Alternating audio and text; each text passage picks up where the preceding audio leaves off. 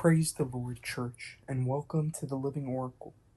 For today's meditation, we'll continue to read from the book of Ecclesiastes, and we'll read from chapter 7, from verses 8 to 13. Better is the end of a thing than its beginning, and the patient in spirit is better than the proud in spirit. Be not quick in your spirit to become angry, for anger lodges in the heart of fools. Say not, why were the former days better than these? For it is not from wisdom that you ask this. Wisdom is good with an inheritance, an advantage to those who see the sun. For the protection of wisdom is like the protection of money, and the advantage of knowledge is that wisdom preserves the life of him who has it. Consider the work of God.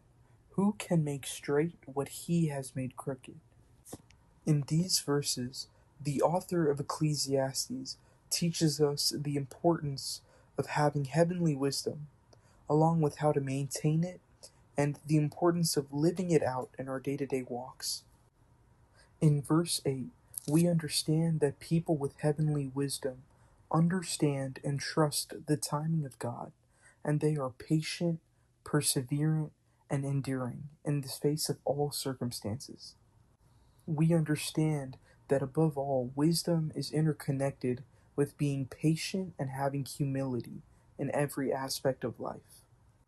We may face certain trials and tribulations when a new season in our life arises, but those who have the fear of the Lord and the wisdom of the Lord are able to see God's good work come to fruition. However, those who are prideful and haughty and impatient cannot see the end result of God's plan.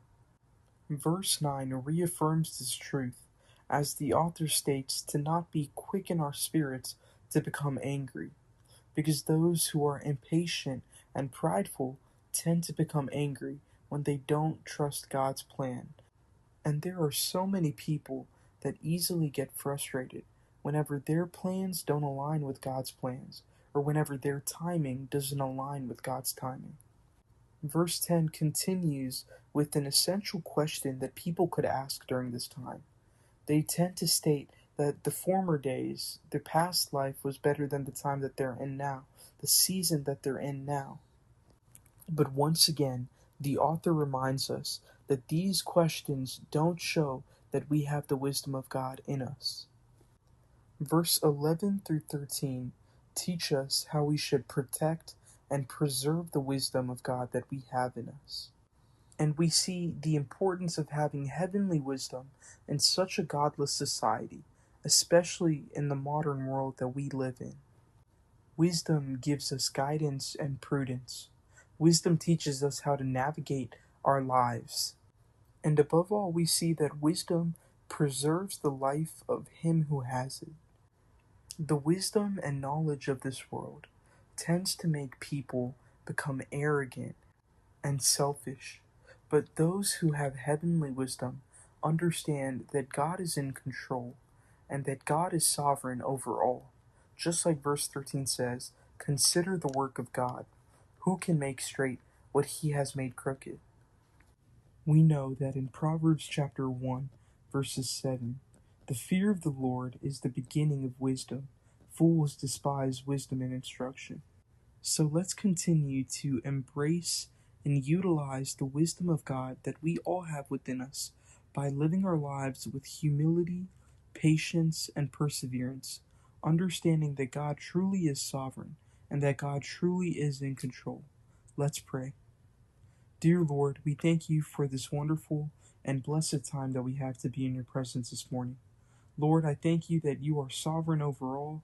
I thank you, O Lord, for the work that you have done in our lives, O Lord, and for your timing, O Lord, and for the beautiful plan that you have for each and every one of us.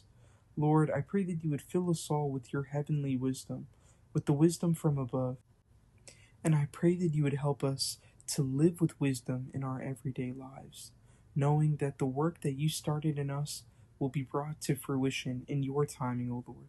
And, O Lord, I thank you, and I pray this all in Jesus' name. Amen.